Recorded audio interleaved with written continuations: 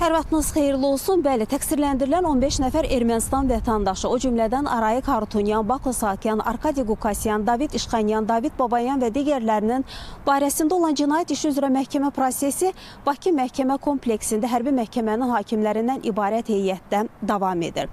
Hazırki mərhələdə sübutlar, faktlar təqdim olunur, video materiallar, fotomateriallar təqdim olunur və araşdırmalar aparılır.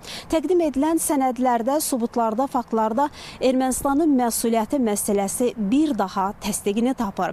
Qeyd olunur ki, həm təqdim olunan video materiallarda, həm də bu günləri təqsirləndirilən şəxslərin ifadələrində bir daha təsdiqini tapır ki, həmin vaxtı qondarma rejimin bütün təhlükəsizliyinə zəmanəti Ermənistan verib. Eyni zamanda qondarma rejimin fəaliyyəti ilə bağlı bütün tapşırıqlar Ermənistandan gələn tapşırıqlar olub həyata keçirilib.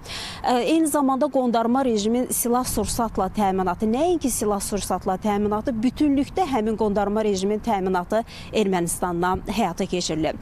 Məhkəmə prosesində çoxsaylı sənədlər təqdim olunur, hansı ki, həmin sənədlərin bir hissəsi 1-ci Qarabağ müharibəsi zamanı beynəlxalq təşkilatların, beynəlxalq qurumların qəbul etdiyi sənədlərdir. Həmin sənədlərdə Ermənistanın Azərbaycana qarşı apardığı bu təcavüzkar müharibə, işğalçılıq siyasəti əksini tapır və sənədlərdə də qeyd olunur ki, qoşunlar dərhal Azərbaycan ərazilərindən çıxarılmalıdır. Eyni zamanda bəzi beynəlxalq təşkilatların Azərbaycanlıların pozulmuş hüquqlarının bərpasına dair qəbul etdikləri sənədlər var ki, onlar da iclasda təqdim olunur, araşdırılır.